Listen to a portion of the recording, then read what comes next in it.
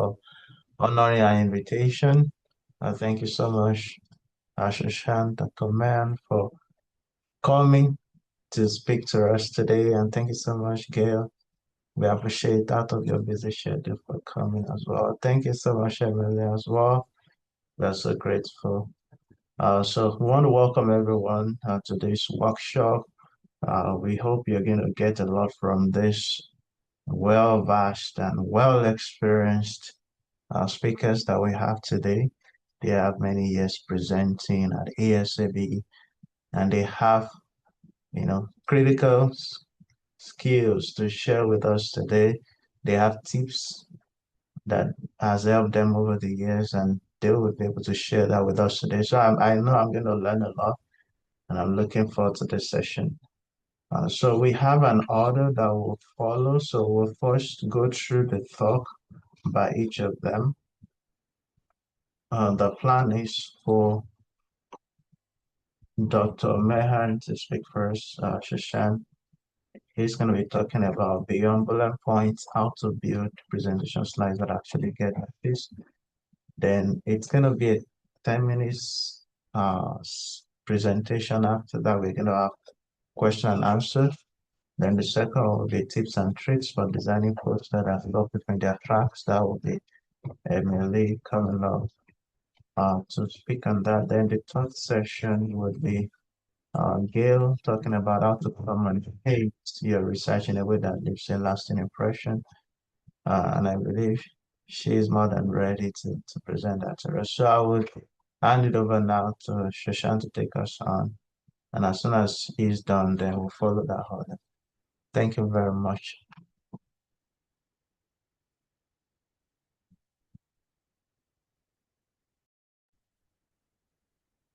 Very good afternoon to all from the Central Time.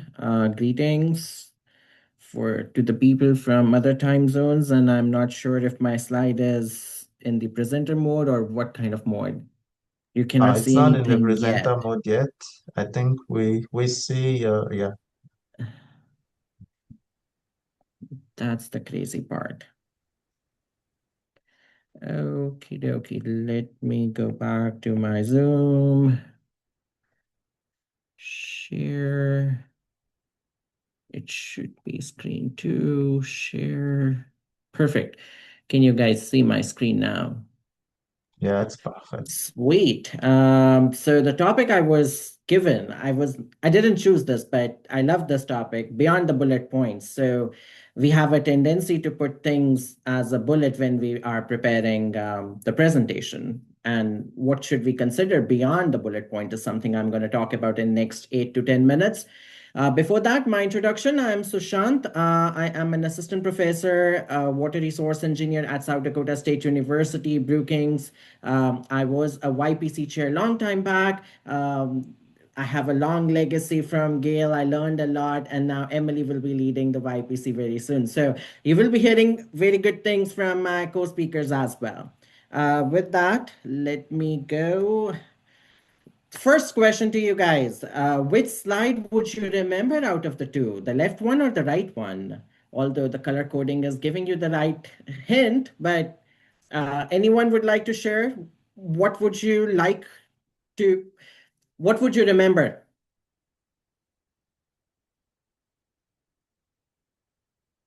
You can unmute yourself and speak. That will make it more worth it. The green one. Sorry, go ahead, Allison. This is the green one. Green one, yes. The reason is when you're preparing your slides, either in the bulleted format or in any of the format, make sure it is not dense. The figures are not directly adapted from a journal. The table is not too complicated. You're not overloading it with a lot of statistics. Make sure it's a one message, one figure, and a takeaway. People do not remember slides at all because there are 1,500 presentations at ASABE AIM 2026 this year. I am not sure how many of the presentations you're going to attend, but people remember messages more than slides. So remember that part. This is something I learned during my tenure as an assistant professor. How do you learn things? How do you remember things? So people like to see and hear. That's when the retention span is more higher on this pyramid. And that means 50% of the things, if they are visually appealing, you're making sense to it, one message, one figure, clear goals, that's when people are going to remember your slides or the message you're going to give. What happens at ASABE? When I go to ASABE, there are thousands of things that are on my mind. I need to meet Emily. I need to meet Gayle. After this talk, I might question for 15 minutes and then I'll come back to this session because I do not want to miss this another slide in another 30 minutes. So a lot of things are happening. So as a presenter, the job is that we need to gain back the attention of the audience every 30 seconds. It's a difficult task, but not an impossible task. And we'll see how we can make it happen. The biggest mistakes, slide is not your manuscript. You shouldn't try to put things that you have prepared for your manuscript or from your published manuscript. I have already a published manuscript. Let's crop this picture out and put it on the slide. Sure, last minute things happen, but please try to prevent that. That is a key point here. One slide, one takeaway. Do not overload information on one single slide. As I said, people remember messages, not the slide. So that should be the priority here. Audience memory test.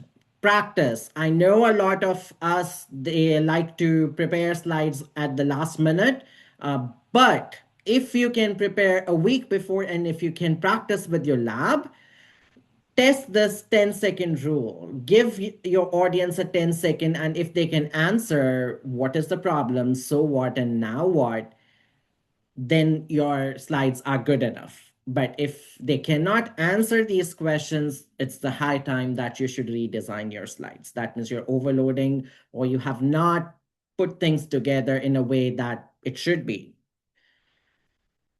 The big thing that I have learned during my tenure is the assertion evidence method.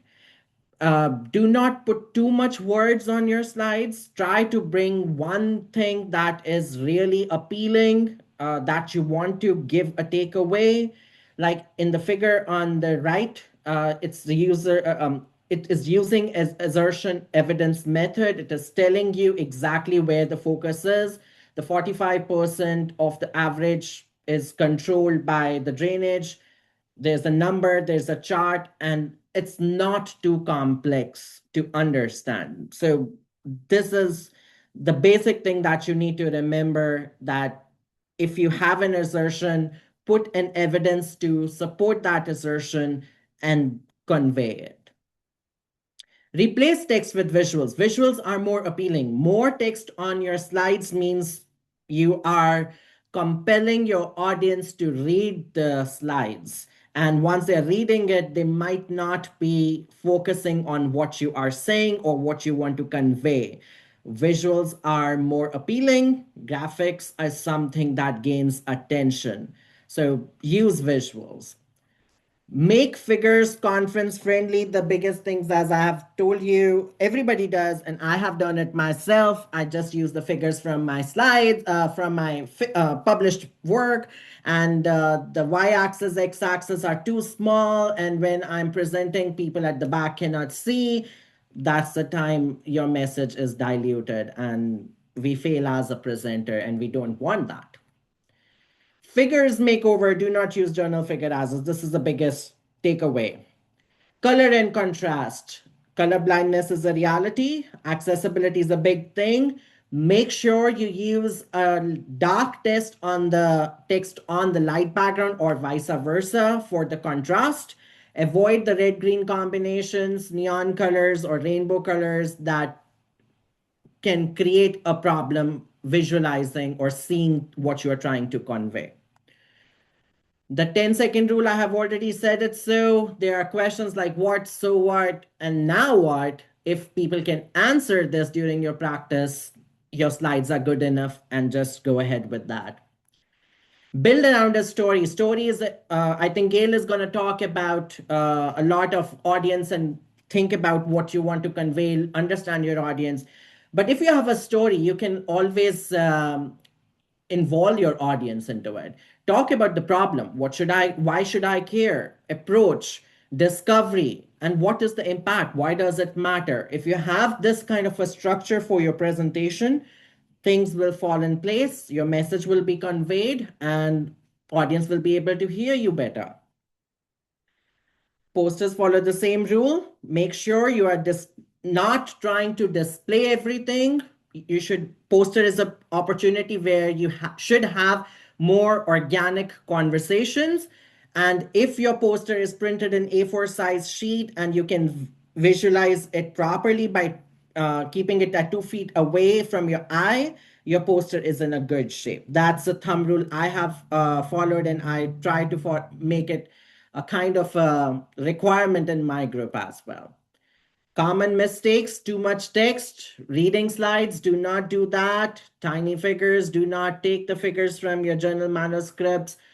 Animations is a good thing if you're trying to convey the message, but too many animations really distract the audience. Do not exceed the time limit. I can see that I'm already at noon, 11 minutes past noon. I'll say that I'll finish by noon, 13 minutes past noon, so I'm still within the 2 minute window. Make sure your conclusions are strong, and if your take-home messages are not clear, your message is not delivered properly. So make sure that is there. Big thing that I have seen throughout the years, people end their slides with the thank you message. It's good. Thank you for being that kind. A presenter using the word thank you for the audience to listen to you for the 15 minutes. But what we as an audience want to hear from you is the take home message. What are you trying to tell us through this 12-minute, 15-minute talk that you have given us? So then ask for the questions rather than the thank you. That is what I feel could be a better way to conclude your presentation. AI tools, there are a lot of AI tools. Use them. They are for you, but use them responsibly. And this is where I'll pitch my workshop. It's on Sunday. If you're really interested in learning more about AI and AI tools responsibly and ethically, come and attend the workshop. YPC is organizing it on Sunday. Look more into the ASABE program. These are some tools that are very cool AI tools to design your PowerPoint. For design, Canva, you can use it. PowerPoint Designer is there. Figures, BioRender is there. Flat Icon. And for the visual assets, if you cannot find the common credit figures from Google, use the Noun project. They really are cool. Use it, but make sure do not replace your scientific thinking while using AI. That's when it becomes a curse. If you have not seen, there are resources from ASABE. When you submitted your abstract, this is the place that the page looks like. And if you see, I have highlighted this PowerPoint template. This is where this template is coming from. If you're wondering, how did I make these slides? I didn't do anything. So template was provided by ASABE. There are many other templates and information for you on this web page. So go and explore the resources. And with that, I have finished within 10 minutes. Yay. Cool. Thank you so very much, Ashishan. We're really so grateful for sharing this with us. I believe the audience have a lot of questions, but we'll go on with the next presentation. So after all the sessions, please, you can drop your questions in the chat already. So at this point, let me invite Emily, Dr. Vash, as she takes us for that.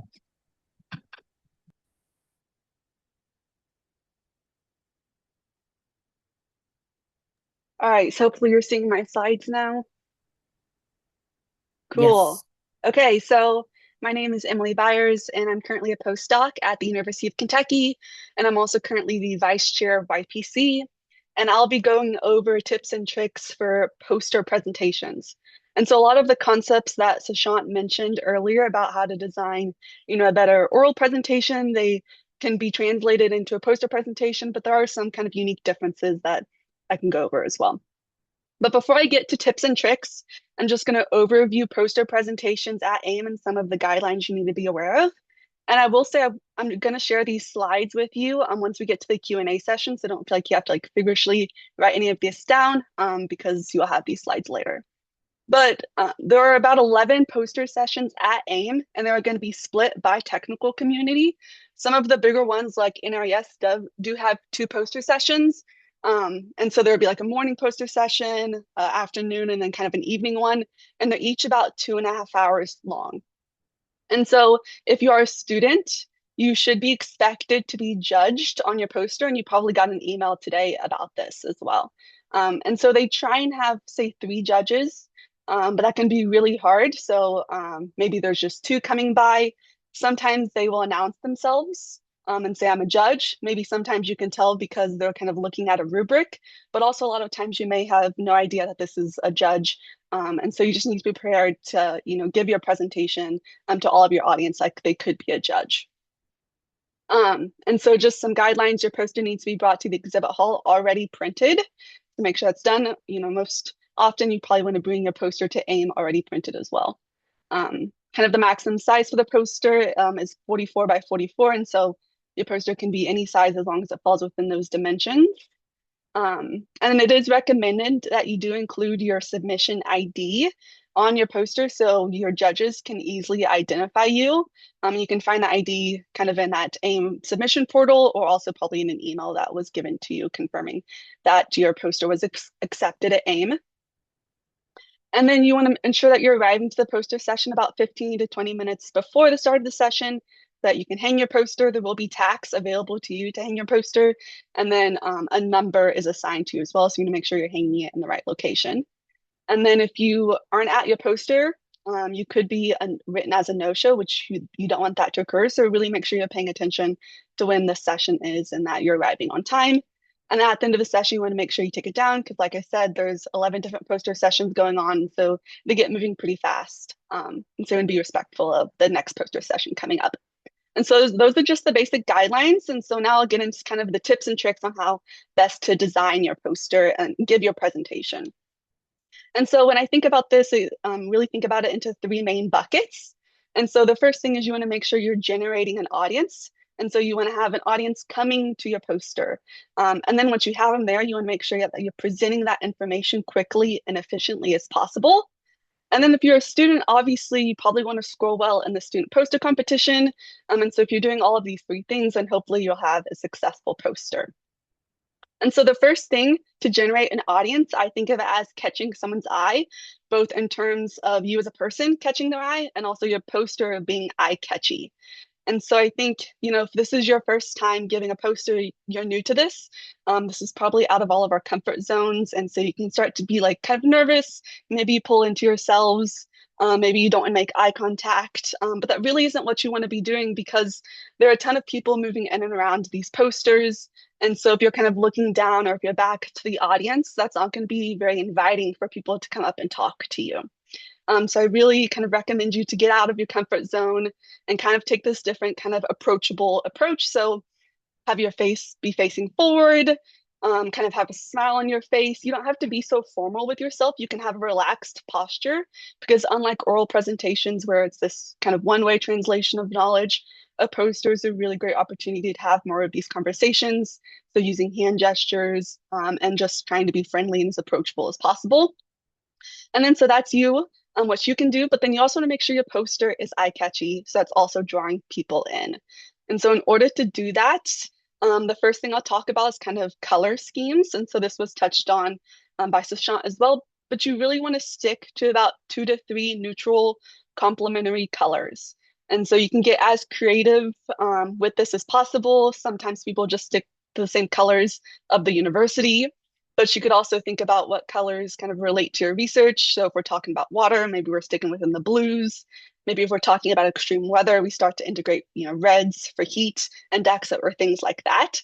But they really want to be complementary of each other. And then you can choose one kind of bolder, brighter color that goes along with this that really is used to draw your attention to the most important piece of the poster. And so in this example, your eyes immediately go to this large figure. which is within the color scheme of the poster, but also up here, kind of this bolder, brighter blue text. And so you want to save that for your most important information. You likely also want to avoid highly saturated backgrounds. And so probably you're just going to stick with white because you're printing on a large piece of paper. That would be most efficient. And then also you want to make sure it's accessible and colorblind friendly. And so this link here is a really great resource. You can go to it and you can select 2 colors that you're interested in including in your poster. And then it'll give you a whole list of other complementary colors like palette that you could also use that are colorblind friendly and complement each other too. So I recommend other different resources like that to help you out. And then the next thing is, like I mentioned, our eyes were drawn to that bee. And so that concept is this concept of a hero figure. And so that means you're either having maybe a large graphic, a picture, a chart, a schematic that really is telling the story of your research. And so it's the one figure that you want the eyes to be drawn to immediately. And so it should be centered in your poster likely, and then you can kind of relay all of your other information around it. And so there is this idea, maybe you've heard of it, it's this better scientific poster theory. So Mike Morrison kind of built this concept and Cochrane also did it. And so if you just Google better scientific poster, you'll find lots of YouTube videos and blog posts about it to learn more. But it really, I think, does a good job about centering this idea around this hero figure in the middle. And then you kind of have your impact statement at the very top.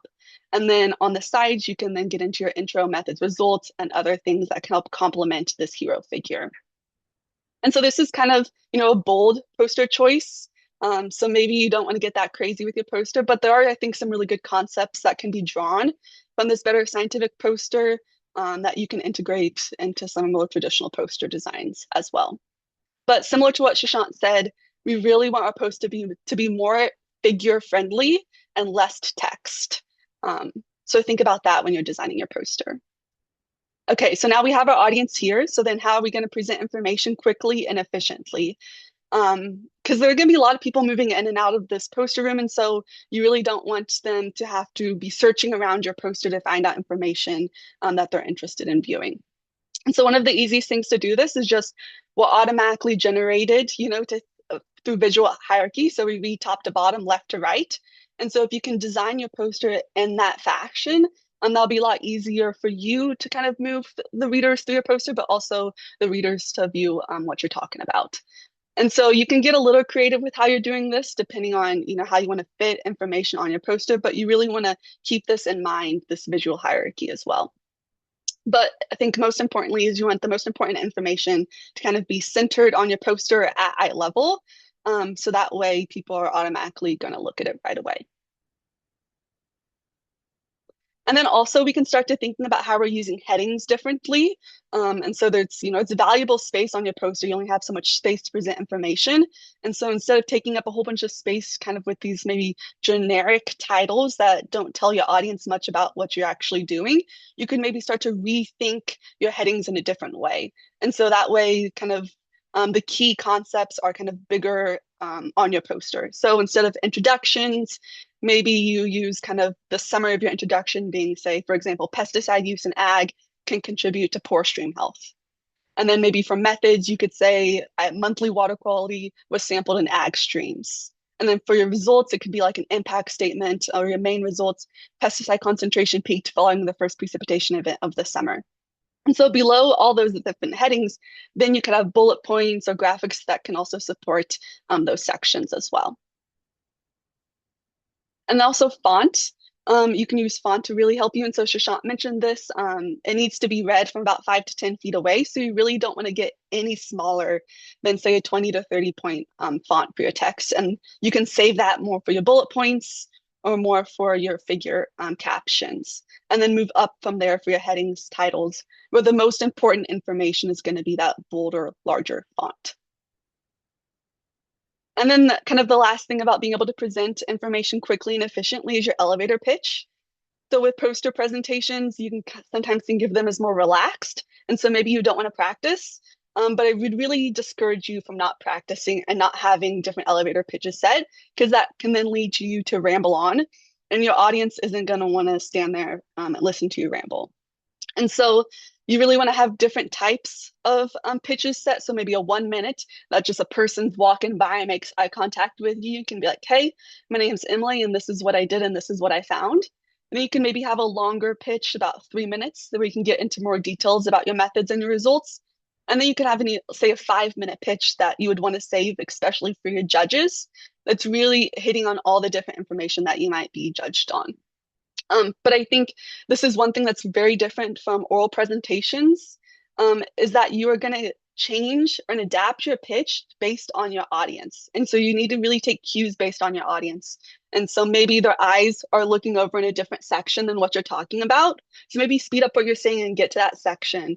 So you're talking about what they're actually viewing on your poster. Also, another reason to not have a really long poster pitch is because people are going to be coming to your poster at different times. And so if you have a really long pitch, people may be entering kind of the conversation mid pitch. And so you're losing your audience halfway through. And so if you can kind of have these smaller pitches, then you can grab audience as they come into you. Also, would like to encourage you to not just focus on like first come first serve basis. And so don't wait for the, say, a first person to be at your poster to stop asking questions. Really try and engage the audience as they come into you, and it can be more of a group discussion as well. And then the last thing I'll say is this was kind of shown on that better poster thing, but you can use QR codes to your advantage. And so maybe you can QR code to some of your data that you want to present, and maybe have a supplementary file with different charts or figures that you couldn't put on your poster, maybe a published manuscript. But you just want to make sure that if you're doing this, talk with your advisor to see if they're okay with it, because you don't want to, link out to data that's not been published yet. But that could be a good way to get your audience to engage with your poster outside of AIM as well. And the last thing I'll say is this is the rubric for student poster and oral presentation competitions.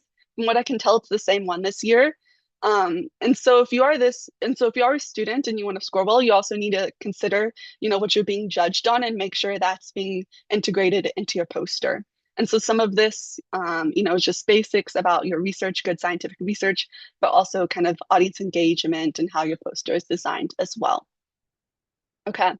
That's what I have for you. And like I said, I'll share the slides so you have these as well, because I also have some additional resources that you can link out to. All right. Thank you very much, Emily. I believe we enjoyed that session as well. I enjoyed it. Thank you so much for that. So we'll move on now to Gayle as she takes us on this very important topic, how to communicate your research in a way that leaves a lasting impression. Over to you, Gayle. Yeah, so it's actually myself and Laura Pepple, and we are two folks from industry. Laura's had experience working in research, and now works for a manure pumping company, and I am in consulting engineering. So today we're going to talk about how to communicate your research, or just in general, how to be a good communicator. Because whether you're talking about research or you're pitching your committee at school, something, you need to be able to get your point across. So we're going to go through that a little bit about our core components of a technical presentation, and then Laura's going to roll out the red carpet and give you an example. So let's talk about communicating your research. In the end, you guys need to keep in mind when you get in front of the audience, just like Emily said, that your audience is going to remember the words you say, not your slides, not your poster. It's a tool to help you. It's a tool to help you get your point across, but it should not be what you are relying on. It is your words, and in the end, it's your passion that's going to come across and convince people to be part of your conversation. So you are the translator between communicating complex research, but giving these people a clear story, clear insight, and direction on where they want to go when they leave the conversation. So you are a salesman. Did you know that? You guys are salesmen. You're here to make them care and not just understand. So just like Emily talked about with hers, in an oral presentation, it's the same thing. You got to get up and you have to quickly assess who is your audience. You may not know. At AIM, at our upcoming conference, you've got industry that's going to be there. You've got researchers, you've got extension, and you've got government. How are you going to connect with all four of those groups as you are standing in front of the room? Honestly, when I come into a room, I'm coming into it from an industry perspective. How am I taking this back to my job? How is it applicable? How can I make my clients care about the thing that you're researching? When you're going to extension or to government, how can they take ideas that you have researched and bring them back out to their job? So those are the audience that you're going to have here in a couple of weeks. So you need to be prepared as you're standing in front of this room and you start seeing eyes glaze over. How can you change your tactic if they don't seem to be engaging?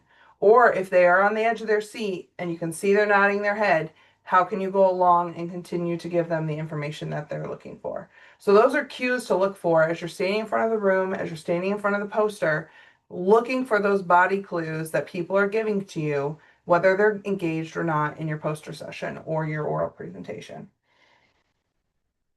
It's been said, I must say it again. The audience needs to know why your research matters.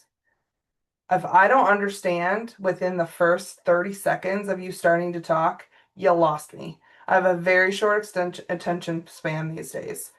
I'm like a squirrel on Ritalin. So I need to know very quickly why I should care about your presentation. So start quick, get that elevator pitch down, whether you're doing an oral presentation or a poster presentation. You need to hit the ground running to make people care and why it matters. Another thing is people remember stories. They don't remember statistics. They don't remember you going on with the generic reason about global warming or whatever. That's why your research matters. You need to come up with a story. You need to come with a background of why you decided to go down this method of research. So make sure you're starting with a solid problem. Take the time with the journey. What was the complication in trying to come up with a methodology behind your project? Make sure people really understand how you arrived there. And then at the end, your resolution and your insight. You got to land with a solid ending. So instead of saying things like, we measured X, making them understand why X is important. We wanted to understand why this was wrong or why X keeps failing. So think about how you lead into your statistics. Avoid jargon. You're at a technical conference. There's going to be jargon. Just don't make it more than it needs to be. Especially if you've got somebody who might just be peeking in to see what's new in the area of water, or, AI. Don't overload us with the jargon or over explaining. Try to use analogies, comparisons, and keeping it. How's the best way I've heard this described? You're explaining something to smart people, but you need to dumb it down just a little bit. Okay? Not explain it to a 5-year-old, maybe like, an 18-year-old. Okay, slow down. We're a little tight for time today. We've probably gone a little fast in our pace today, but we've got lots of information we want to tell you. You should not go this fast. You should take your time, slow it down, and as long as you're hitting your key ideas, you're going to be okay. Vary your voice. If you stand up here and you talk like this and I can't focus on what you're saying because I'm too busy thinking about your voice, I'm not getting what you're saying. Stand in front of the mirror, practice it, vary your voice. Laura and I, we came up in the trenches doing dry runs with our professor. And that was the most dreaded day ever because we'd all come a week before AIM and we'd have to stand there and practice our presentation together. And he tore us to shreds. It was so helpful. Get some people together and do a dry run before you go to AIM and tell them, I want to hear it. I want to hear where I'm bad and I want to hear where I'm good. And then make sure you take the time to be just a little dramatic. I was in some plays in high school. I think everybody could stand to be in a play to just learn how to take a pause and let a solid point settle. Okay? Here's some more key tricks and tips of just ways to lead into a very important point. The key takeaway is, what I mean is, here's the 3 important points I want you to understand. These are all ways to make sure people are paying attention as you're about to lay it on. And in the end, this has already been said, end solidly. You got to leave with one clear takeaway and not a summary of the entire presentation. I've already forgot your means and methodology unless it was something important. I want to know why this matters to me and how I can take this back to my clients. So, Sushant covered this a little bit, but you should not be belaboring your title page, presentation, your outline. If it takes you 5 minutes to get through that, I'm out. Flash it. Don't even talk through your outline. I don't even need to hear it all, but I can look at it and I can see where we're going. But your methods, your objective statement, those are solid to kick off with right away. And of course, your conclusion and your wrap up, that's a way to leave them with wanting to ask you more questions. So Laura is going to get out her presentation skills here, and she's going to go through a quick technical presentation for you guys. So this is just actually a really old example from when I was a master's student, but still applicable in terms of a research presentation. And it just walks through a simple methodology example for monitoring air emissions from swine housing. So once you get to the methods section, really this would probably cover the objective.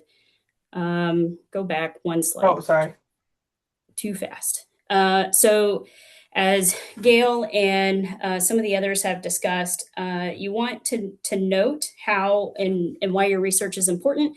This is an example of a way to do that, right? So we were monitoring air emissions from swine housing, but rather than just say we wanted to know what the emission levels were for X constituents, we laid it out as, you know, how do these production systems and diet changes impact emissions? What's the impact to workers, neighbors, and environment? You know, so you can pose your objectives in a similar fashion to indicate what high-level questions your project intends to address, answer from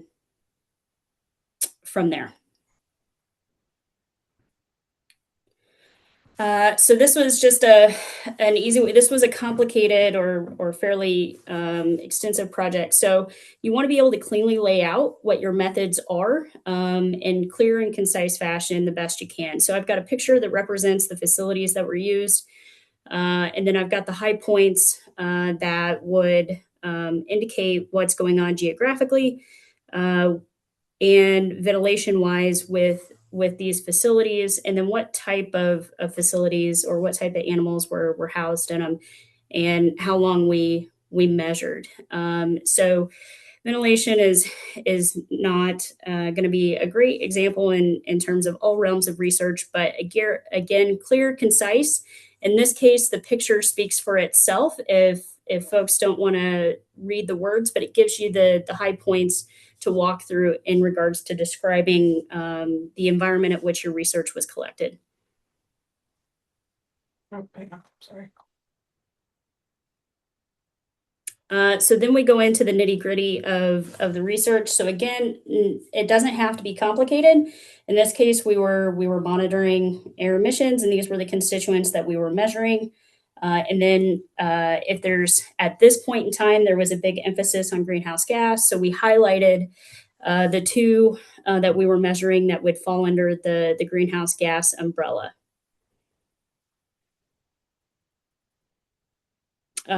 This was just a picture of the trailer that was on site that collected the air emissions. And then the next slide goes into the instrumentation that was used. That is important because there's an industry standard or research standard in regards to what equipment was being used to monitor these emissions. And the same goes for you. If it's applicable for your research to gain validity to the results, then you can share things like this. Not all research you'll need to share these with such emphasis, but it's definitely an option. And again, you don't spend a ton of time on these slides. These are 15, 30-second tops slides. That's why there's 5 of them, because you can kind of break it up and hit the high points with each one. And then once we got through the site, the emissions we were monitoring, how we were monitoring it and the equipment, then of course the layout into the nitty-gritty of where the fans were located, where our sampling locations were, as well as the other environmental sensors that we were using.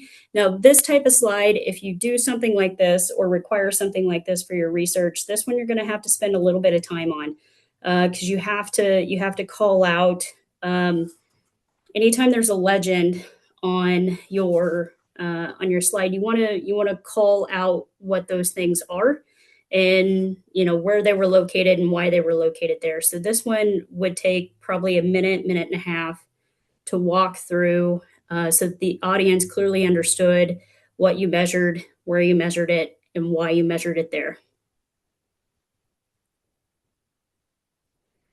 Data and results. With these, you can convey data and results any way you want. As Gayle said, a lot of it comes back to what you say. The slides are always supplementary to what you're verbally saying out loud. If you do use figures or charts or tables, you want them to be clear and concise, and they should be standalone. Anybody that's looking at your slide that has a graph on it, they should be able to look at that graph and take away the same message that they would have reading your manuscript, right? The figure should stand alone, just like in your paper. Graphs can be done a lot of different ways. I've got an example graph on the next slide, and it was literally a copy and paste straight out of Excel. I didn't have to reformat it, but I spent the majority of my time formatting it in Excel. The only thing you need to look out for here is just make sure, from a font perspective, I would probably adjust some of the fonts on this for a screen to ensure that it was readable from the back of the room. But the emphasis, or why I chose this particular one, is it highlights the key takeaways, right? So if this is number of units over a 4-quarter year, anybody looking at this without me having to say it can see, well, we've got a variance in Q3, we've got a variance in Q4, and they know the significance of that variance, but they can also see year to date our projected variance isn't as significant as the 2 individual quarters, right? So there's some inference that can be done based upon just simple formatting techniques with the figures themselves, where if all of this was the same color or I didn't include the percentages, you would see it, but I don't know that you would immediately interpret the message that the figure is trying to convey, or the results that you're trying to convey from your research. So just a quick example of, formatting can really help with helping the audience understand what the key takeaways are with the results and findings that you found. So in the end, how you end the presentation is how they remember you. So if your audience remembers only 3 things, what do you want them to be? Your job is to communicate, not to present. Leave them with a why and 1 high impact point. And the slide should always supplement you and not the other way around. Any questions? Thank you very much, Gayle and Laura. Laura, we so appreciate you also for joining here to make this presentation, this wonderful presentation. And yeah, the slides will get to us, everyone that is part of this meeting today. Feel free to indicate. You can just raise up your hand if you have a question for our speakers, or if there is even if you have a question on preparing your slide, maybe there's something you're already preparing your slide, I need a question on how do I really make this slide better, or how do I make this poster better? Feel free to ask those questions. You can also drop it in the chat if you don't want to unmute your mic. One question that I want to ask from Sushant before anybody comes up with a question. Okay, there's a question. Okay. So 3 questions in here. So are there practical groups or trainers to get skills habitual for presentations as to become expert on them and impart others in the future? Is this question specific? You're asking from resources from ASABE? That's what the question is, Samson? Yes. Okay. Well, I So guess I would answer that as saying your go ahead. resources will be at AIM in a couple of weeks. You're going to be going around and watching a lot of presentations. If you find people, you like their presentation style, you want them to mentor you, go up and ask them. Like people within ASAB like to help other people. And so mentorship and working with people one-on-one is the best way to transfer those skills. The other way to get those skills is doing multiple presentations and getting the feedback. If you just do them and you never get feedback, you'll never know where you're at. So this is honestly something that you got to work on one-on-one with people that you admire their presentation skills and you can get feedback from them. Thank And you. regarding your question 2, you will get the recording. Regarding question 3, can you share more? What exactly are you asking here? Yeah, I'm asking, is there any links or meetings to get this practical skills in the use of AI for presentation like you did mentioned? So there will be a 3-hour workshop, as I said in my presentation on Sunday. It will not be focused completely on presentation. It is more on how to use AI responsibly in ag and biosystems engineering domain. We do not have recordings so far, unless I'm wrong. Sarah, do you want to jump in here and share Yeah, I think something? we Do we have have something? recording. We are recording this session. Do you mean this session? No, This regarding session the is being AI. recorded, Yeah, we are recording. And but I think we'll post on. we don't have other sessions regarding AI recorded at this time. Perfect. Do we have a session recorded from Joe DeWark from University of Kentucky, Sarah? So what's available is an overview of the AI tool that he developed for AIM Okay. Okay. AIM sessions, but we don't have anything else that's publicly available. Perfect. So Samson, that answers your question. Try to attend the workshop if you are available on Sunday. You'll get some How answers there. how do I register for that? The workshop on Sunday. Go back to your registration and you can edit your registration. Sarah, sorry, I interrupted you. That's okay. At this time, registration is closed, but when you arrive in Indianapolis on Sunday or whatever day you're arriving, Sunday is when the webinar is, or I'm sorry, when the CPD is, you can register for that at the registration counter.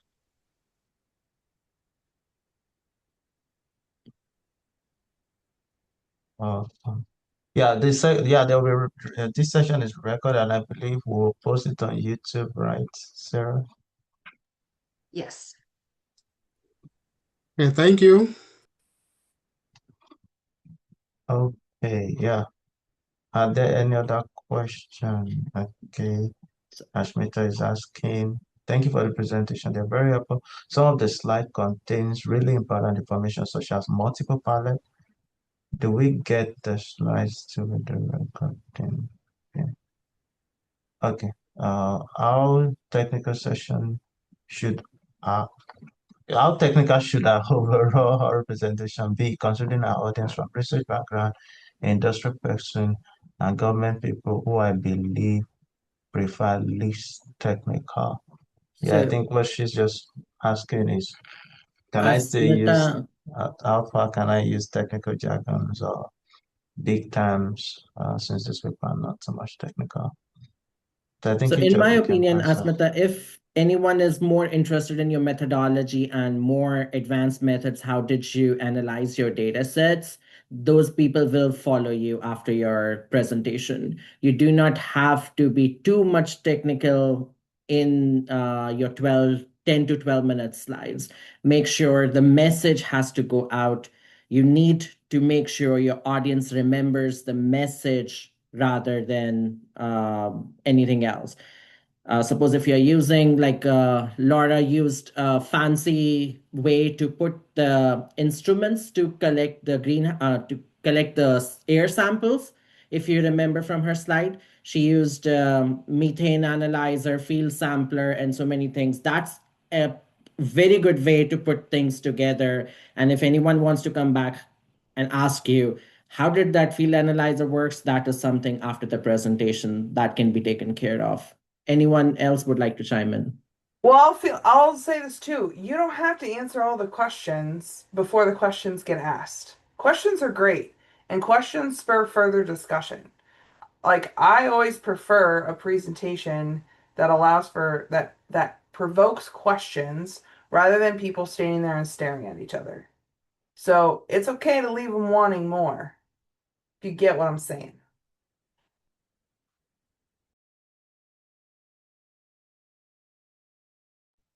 Does Emily have any comment on that?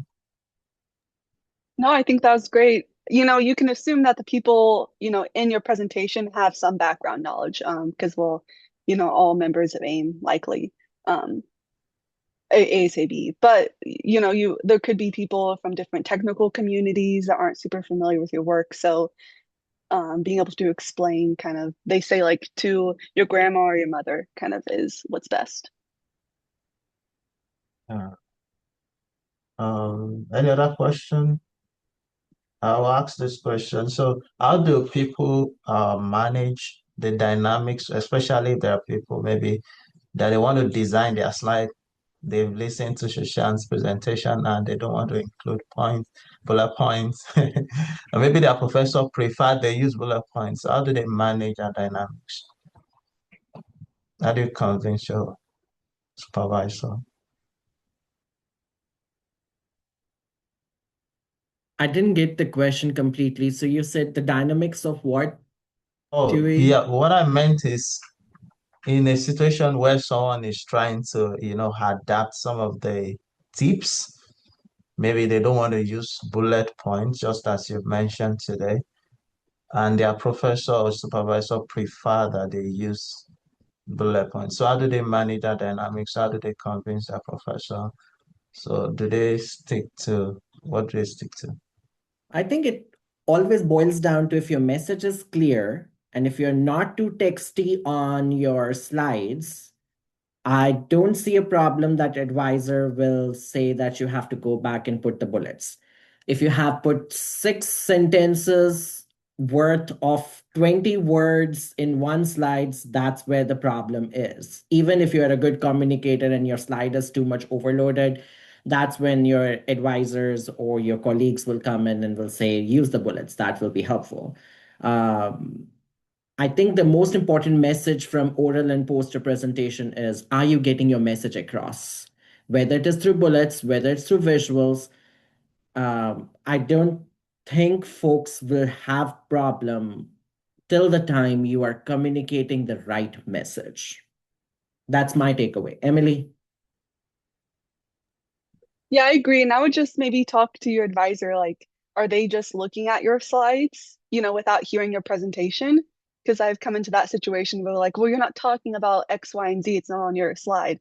Then I'd maybe say, well, how about I give my presentation to you and you can see that I'm actually going to go over this content. But also they're the ones, paying for your trip. So you do have to like satisfy their desire. So have that discussion with them and then try and come, to consensus, because there are lots of resources out there that tell you why you should follow, the things that Shashank like mentioned in his presentation. There's like TED Talks out there. So there is like, science backed that you could share with your advisor of why it's better to do it this way if you really want to deep dive into that discussion. Awesome. Thank you very much. Yeah, I know someone was asking about templates. Yes, I mean you don't have to use ASAB template, but if you want to, I mean it's an So available resource. if I may, I personally prefer templates. It's just for the reason because they have already taken care of the contrast and they have taken care of all the formatting. My goal here is just to think on what I need to present. So all the text and things that you have seen on my slides, I didn't spend too much time on formatting and navigating those things otherwise I would have done. So that saved me a lot of time. I did the same. I prefer to go to the conferences where they provide the templates. To me, it's a bonus thing, but it's not compulsory or mandatory at all, as Emily said. So thank you very much. Yeah, I know Emily also touched on the competition shortly, and I know Sushant, you've really been part of this for a very long time as well. So I would like to get tips from you, especially for students that are here. So what do you think they need for them to get this award? Everyone on this call wants to get that award. To get the award, make sure your message comes across. That is the key. Uh, what is in your presentation or on your poster, you're not diluting the message. You're not um, using any other tangent. I know you are excited about your research. That's good enough, but focus on the topic that you are going to present. Practice is the key. If you haven't practiced enough, blabbering is normal, filler words are pretty normal, and a good communicator and your audience recognize them immediately. You all are great presenters. We are looking for how to distinguish excellent from over excellent people when we are judging you guys in terms of awards. There are only 5 awards in NRES, very stiff competition in NRES compared to the other divisions. The golden key is keep it simple, message comes across, practice hard, and follow the rules that Emily shared in her poster presentation and few of the things Gayle and Laura has shared on their PowerPoints regarding oral presentations. Give time for questions. People would really give you high scores. Personally, this is my preference. I do not know, Emily, when you judge, how do you judge? If I can get time to ask questions and follow-up questions, I prefer to give higher score to those folks. This is my takeaway. Yeah, I agree with all of that. And I also will say that a higher amount of points will be awarded to you if you do have data analysis and then your results are drawn from that. And so sometimes, we present information, maybe it's just a methods poster or, our work isn't complete yet, and that's totally okay. But I just know that you may not score high in those competitions because a lot of the emphasis is going to be more on more completed research. So keep that in mind. So another question from Samson, how do you choose what to present on your presentation slide concisely when you have 3 connected questions with numerous graphical illustrations for each question? That's a very common thing if you have finished your work. This is usually not pretty common scenario, but if it is the scenario, I will prefer to use multiple slides. If it is possible, I will not throw everything on one slide. If you have 3 questions, one question, one thing, I'll finish one question and then I'll jump to the other thing, unless they are completely independent. Otherwise, I'll prefer to use animations here. This is where animations are very helpful because it helps you connect the dots rather than throwing everything and let audience figure out the complexity of your figure. No, make simple figure, use animation, take the things out that is not required for your question 2, throw things what is required for question 3, and that way you are still being simple and trying to convey all your 3 questions in a precise way. It comes with the practice, but it's a very rare scenario. Emily. Yeah, totally agree. I tend to use animations or separate into slides. All right. Thank you very much, everyone. I'm not sure if there are still questions. If you have questions, please can you signify before we round this off?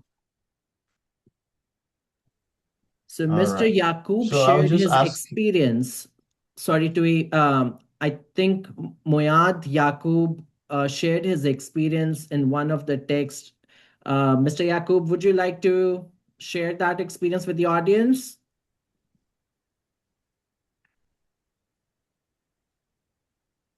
Yes, hi, thank you very much. Yeah, it is, that I agree with thank you very much for everyone for the informative session. And I agree with the preparation. Sometimes, for me as a student, sometimes we are relying on that we did this presentation earlier, or we practiced this one enough, maybe 1 month or 2 months ago. And when you are standing there in front of the people, you're just relying on that one. So you need always to keep practicing, even if you are doing that one 2 times, 3 times, 5 times. You should always practice to get like a better that one, because you don't know that maybe sometimes you forget the things, or you forget how you really make the logic of flowing of the ideas or something like that.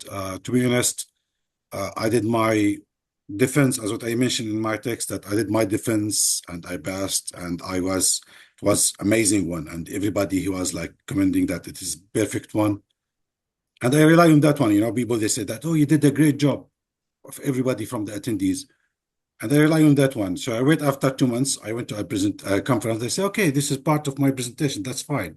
I rely on that one. When I standing there talking with the people, I start to, with very limited time, and you are aiming to go like in a better way to present, the idea starts flowing away from my mind. And I say, okay.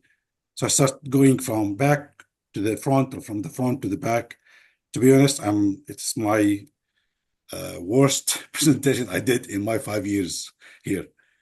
And until now, I'm really upset about that one. So since you're talking about the preparation and everything, yes, I agree with that one. Don't rely on your past experience, always practice. Thank you very much. That's a valid Welcome. one. Absolutely, absolutely. Always practice. Don't depend on past experience on. All right, so I would give you a chance to say your final words. I mean, for people as they go into ASABE to present. Emily, would you like to go first this time? I guess my takeaway with posters that's different than orals is you need to be engaging, but you also need to be adaptable. So keep that in mind in how you are designing your poster and also preparing your elevator pitches. My take-home message for all of you will be practice, have a clear idea what you want to present, and focus there. Your presentation will be all fine if you know what you're trying to convey. Thank you very much. We appreciate your time. Thank you, thank you, thank you. So next week there will be orientation for him, so we'll dig deeper into him. And so some of our executives will be coming to speak as well next week. So we look forward to seeing all of you again next week, Wednesday by 12 to 1. Thank you, everyone. So see you next week. Thank you very much, Sushant and Emily, and also Gayle as left, and Laura as well. Thank you, everyone.